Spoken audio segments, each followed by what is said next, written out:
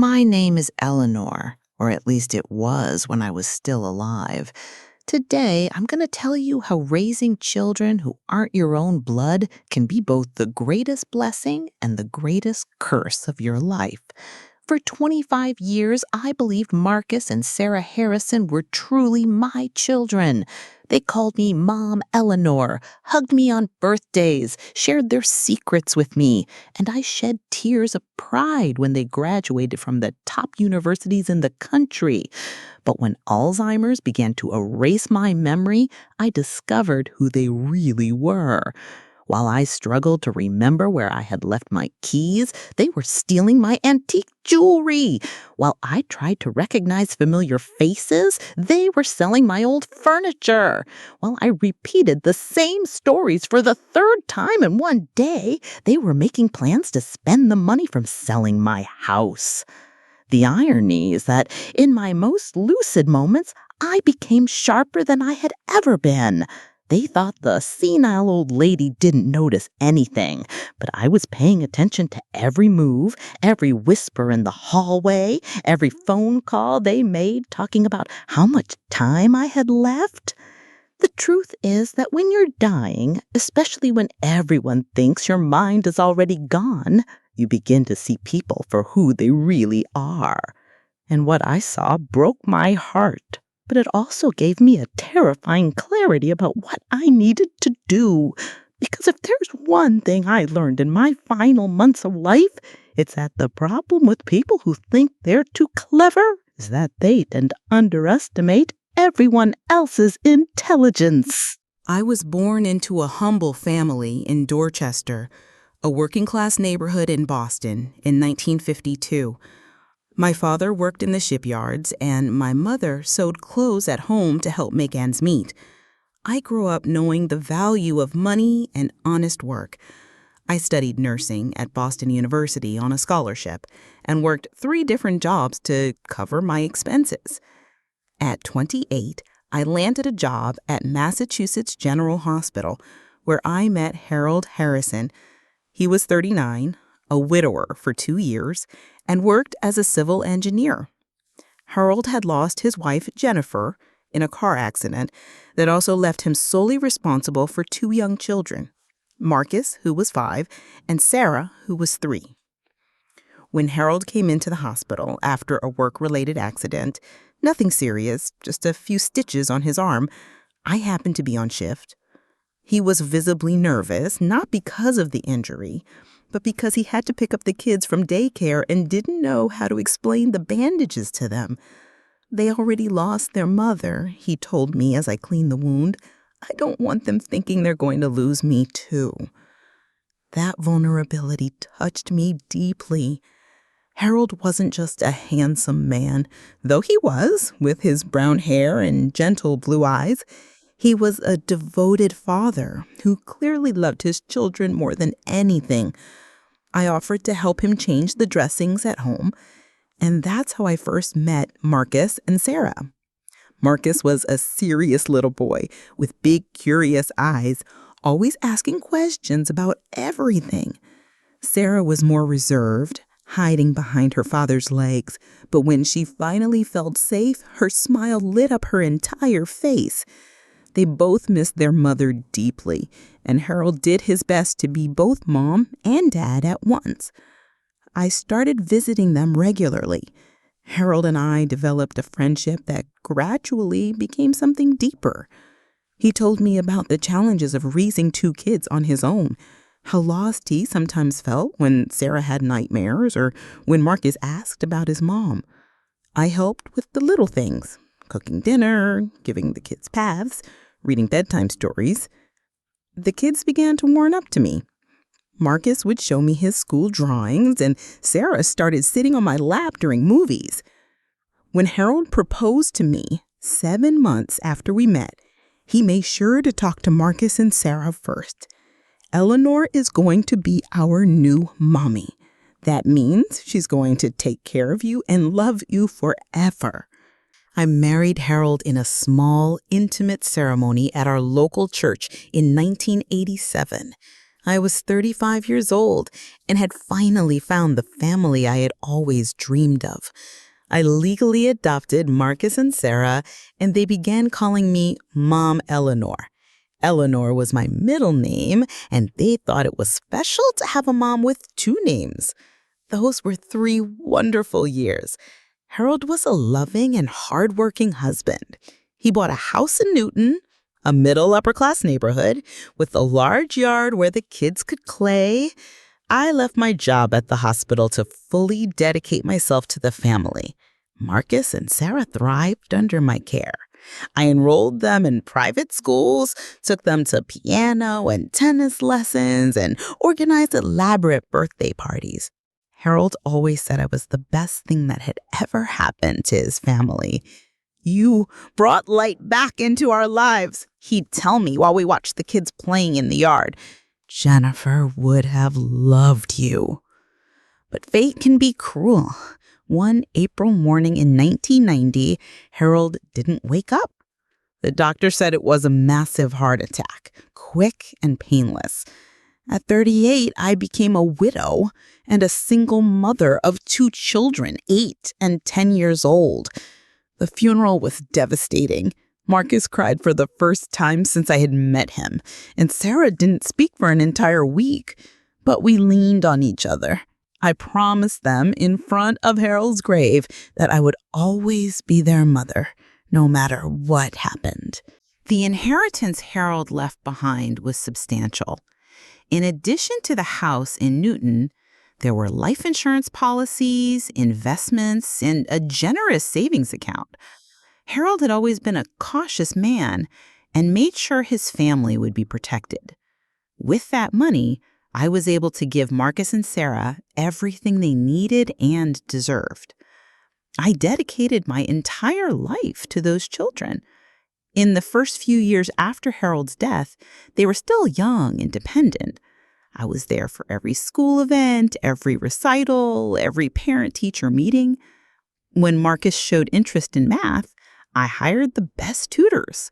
When Sarah showed talent in art, I enrolled her in private lessons with renowned Boston artists. During their teenage years, they tested my limits like any adolescent would. Marcus went through a rebellious phase at 15, staying out late and hanging out with questionable friends. I was firm, but understanding. "Your father entrusted me with you," I told him after a particularly rough argument, "and I won't dishonor his memory." Sarah was easier to handle, but she had her share of typical teenage drama. Despite the usual ups and downs, our family worked.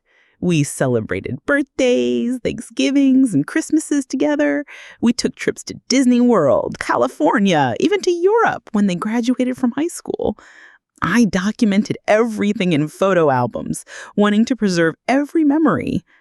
When it came time to choose colleges, I didn't hesitate to invest in their future. Marcus was accepted into Harvard to study business administration, and Sarah got into Stanford for psychology. The tuition costs were astronomical, but I was proud to be able to provide that for them. "Mom Eleanor," Marcus told me on a day of his high school graduation, "I don't know how to thank you for everything you've done for us." Sarah hugged me and whispered, "You're the best mom we could have ever asked for." During their college years, they called me regularly. Marcus would tell me about his studies in economics and finance, and Sarah would share her discoveries in child psychology. I visited them on campus, attended their graduations, met their friends. It felt like we were truly a united family, even separated by distance. When they graduated, Marcus at 22, Sarah at 24, both decided to return to Boston. Marcus got a job at an investment firm in downtown, and Sarah started working as a therapist at a clinic in Cambridge. They rented apartments near my home, and we continued our tradition of Sunday dinners. I was in my prime. At 60, I had my health, energy, and genuine happiness watching the successful adults Marcus and Sarah had become. Marcus was dating a lawyer named Jennifer, the same name as his biological mother, which I thought was a sweet sign. Sarah was focused on her career but occasionally introduced me to her dates. It was at 68 that my life began to change irreversibly. At first, it was small things. I'd forget where I put my car keys, repeat stories I'd already told the same day, sometimes forget the names of neighbors I'd known for decades. At first, I talked it up for normal aging stress. But the lapses became more frequent and worrisome. One morning, I woke up in the kitchen with no memory of how I'd gotten there. On another occasion, I got lost in the supermarket I had shopped at for 20 years. It was Sarah who insisted I see a doctor. "Mom Eleanor," she said gently, "maybe it's just something a few medications can fix." The neurologist at Brigham and Women's Hospital was kind but straightforward. After a series of exams and cognitive tests, he gave me the diagnosis: early onset Alzheimer's. "It's still in the early stage," he explained. "There are medications that can slow the progression, and with proper support, you can maintain your quality of life for quite some time." Marcus and Sarah seemed devastated by the news. Marcus held my hand throughout the consultation, and Sarah cried openly. "We're going to take care of you, just like you took care of us," they promised. "Just like you took care of us." The first few months after the diagnosis were relatively normal. I took the prescribed medications, did the mental exercises the doctor recommended, and Marcus and Sarah visited more often. They helped me organize medications, reminded me of important appointments, and always asked if I needed anything. But gradually, I began to notice subtle changes in their behavior. During one of their visits, Marcus was looking very closely at some of my antique jewelry, pieces Harold had given me and others I had inherited from my mother. "Mom Eleanor," he said casually, "don't you think you should keep these in a safe? With your condition, it would be safer." Sarah immediately agreed. "That's a great idea, and maybe some of these antiques could use professional maintenance. We could take them to specialists for evaluation." At the time, their concerns seemed genuine. I agreed to let them take a few pieces for special care. They assured me everything would be returned once properly cleaned and appraised. But the pieces never came back. When I asked about them a few weeks later, Marcus explained that the restoration process was taking longer than expected. Sarah added that the specialists were doing very detailed work. Their explanations were always plausible, always accompanied by warm smiles and kisses on the forehead. As my condition progressed, they became more present, but also more controlling of my decisions. "It would be better if you stopped driving," Sarah suggested after I got confused about which exit to take on the highway, "for your safety." Marcus agreed and offered to drive me anywhere I needed. They also began to manage my finances. "It's too much responsibility for you," Marcus explained as he had me sign a power of attorney. "Let us handle the payments and investments. That way you can focus on taking care of yourself." It was during this period that they suggested hiring a nurse to help me at home. "We found someone perfect," Sarah said. "Her name is Carla Rodriguez. She has excellent references and lots of experience with Alzheimer's patients." Carla came into my life like a ray of sunshine. She was a 35-year-old Mexican woman, a single mother to an 8-year-old girl named Sophia. Carla had immigrated to the United States 10 years earlier and worked tirelessly to give her daughter a better life. She spoke English with a sweet accent and always brought fresh flowers to brighten up my home. From the very first day, Carla treated me with a level of dignity and warmth I hadn't realized I'd been missing. She didn't speak to me like I was a child, even when I was confused. On my bad days, when I couldn't remember her name or where I was, she remained patient and kind. On my good days, when my mind was clear, we talked about everything. Her struggles as an immigrant, her dreams for Sophia, memories of my life with Harold. "Senora Eleanor," she told me one afternoon as she made my favorite tea, "you were a wonderful mother to your children. They are very lucky to have you." But gradually I noticed that Marcus and Sarah were visiting less and less. When they did come, it was always with papers for me to sign. "Just some updates to your documents," they'd say. "Technical stuff the lawyer needs." I signed, trusting them, as I always had. It was Carla who began to tell me strange things she was noticing. "Senora Eleanor," she said hesitantly one morning, "I know it's not my place, but Marcus showed up yesterday in a brand new car, a very expensive Tesla. And Sarah was showing photos of an apartment in Back Bay she said she bought. That piqued my curiosity. Marcus worked at an investment firm, but I knew entry-level salaries weren't that high. Sarah was building her practice as a therapist, which also took time before becoming profitable. How could they afford such expensive purchases? I began paying closer attention during their visits. Although my short-term memory was compromised, I still had moments of perfect clarity. During one of those visits, I heard Marcus talking on the phone in the hallway. "Yeah, we sold her old dining room table yesterday. Got $8,000 for it. The house should go for at least $1.5 million, so once we sell..." My blood ran cold. They were selling my furniture? Planning to sell my house? That night, I confronted Carla. "Carla, I need you to be honest with me. What's happening with my things?" Carla hesitated, clearly uncomfortable. "Senora Eleanor, I probably shouldn't get involved, but they're taking a lot of things. They say it's to pay for expensive medical treatments, but..." "But what, Carla?" "But you have excellent health insurance, and they're not paying for any special treatments.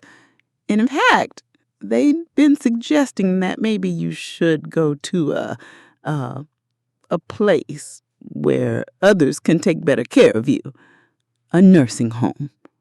They wanted to put me in a nursing home?" The transfer to the nursing home happened 3 months later. Marcus and Sarah convinced me it was, quote, the best decision for everyone. "You'll have 24-hour medical care," Sarah explained. "And you'll make new friends," Marcus added. "It's a really beautiful place, Mom Eleanor. You're going to love it." But Sunset Manor was not beautiful. It was a cheap facility in the Boston suburbs with hallways that smelled of disinfectant, bad food, overworked staff, and small, depressing rooms. My room had a hospital bed, an uncomfortable chair, and a tiny television that only worked half the time. The worst part was when they told me Carla could no longer work for me. "The nursing home has its own staff," Marcus said. "We don't need external care anymore." Carla cried when she came to say goodbye. "Senora Eleanor, I don't want to leave you." "I know, dear," I said, holding her hands. "You've been more than a daughter to me, than many people who share my blood." But Carla didn't abandon me. She would come on weekends during her time off, bringing flowers, my favorite sweets, and most importantly, news about what Marcus and Sarah were doing with the money from my belongings. Senora Eleanor, Carla told me during one of her visits, Marcus bought another car, a BMW this time, and Sarah is renovating her entire apartment. Marble floors, expensive furniture. They're spending a lot of money. It was during one of those conversations that I had a moment of absolute clarity. Carla was telling me how Sophia was doing in school when I heard familiar voices in the hallway. Marcus and Sarah were talking to a staff member. How long did the doctor say she has? I heard Marcus ask. With Alzheimer's, it's hard to predict, answered a voice I recognized as Dr. Peterson. But given the progression of the disease and her age, maybe a few months, maybe less.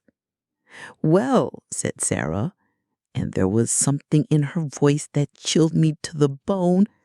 At least it won't last much longer. They weren't sad. They were relieved. At that moment, everything became crystal clear. My children didn't see me as a mother who was suffering and in need of care. They saw me as an inconvenient obstacle between them and the money that remained from my estate. They had sold nearly everything they could, but the majority of my fortune was still protected in accounts I hadn't authorized them to access. But they were waiting for me to die. That revelation should have destroyed me, but instead it ignited a fierce determination I hadn't felt in years. If they wanted to play this game, I was going to show them that even with Alzheimer's, I was still smarter than they ever imagined. 1 month later, my heart finally stopped. It wasn't dramatic or traumatic. I simply fell asleep one afternoon and never woke up. The last thing I remember was thinking about Harold and hoping I had done the right thing. The funeral was small. Marcus and Sarah insisted on keeping things simple and dignified, as they put it. Carla came, genuinely crying. A few old neighbors showed up. Mr. Theodore was there too, holding an envelope that would change everything. 1 week after the funeral, Marcus and Sarah met at Mr. Theodore's office for the reading of the will. They arrived dressed in mourning, but I could imagine the thinly disguised greed in their eyes. They had spent nearly all the money they stole from me and were counting on the inheritance to cover their growing debts. Before we begin, Mr. Theodore said, Mrs. Weber left a specific letter to be read first. He opened the envelope and began reading in my voice, Marcus, Sarah, if you're hearing this, it means the senile old lady has finally died. You're probably wondering how much you're going to inherit. Well, I have a surprise for you. The look on their faces must have been priceless. Little did they know what was coming. They had no idea that in the weeks following the conversation I overheard at the nursing home, I began planning my revenge. During my lucid moments, which were more frequent than Marcus and Sarah ever realized, I worked out every detail. First, I needed to speak to my lawyer without them knowing. The opportunity came when Mr. Theodore, my attorney for 15 years, visited to review some paperwork, as he put it. It was a visit Marcus and Sarah had arranged, thinking it was just a formality, but I had been waiting for it. Mr. Theodore, I need to make some urgent changes to my will. He looked surprised. Mrs. Weber, your children mentioned you've been having memory issues. Are you sure this is a decision you want to make right now? I have Alzheimer's, Mr. Theodore, but I'm not crazy. And right now, my mind is perfectly clear. Please listen to me. I explained everything to him, the unauthorized sales of my belongings, how they forced me into that cheap nursing home, how Carla was the only one who truly cared for me. Mr. Theodore listened silently, taking notes. Mrs. Weber, these are very serious accusations. Are you sure you want to make these changes? I've been more certain of anything in my life. We spent the next hour completely rewriting my will. I also prepared a letter to be read during the will reading, a letter that would explain exactly why I made those decisions. Back at the reading, the letter continued, revealing everything I knew about their betrayal, the unauthorized sales, and their complete lack of genuine love. But the real bombshell came when Mr. Theodore read the main cause of the new will. I leave my entire remaining fortune, approximately $2 million, to Carla Rodriguez, who showed me more love and care in my final years than my own adopted children did in decades. Marcus turned pale as a sheet. Sarah began protesting. This can't be legal. She wasn't of sound mind. Mr. Theodore cut her off.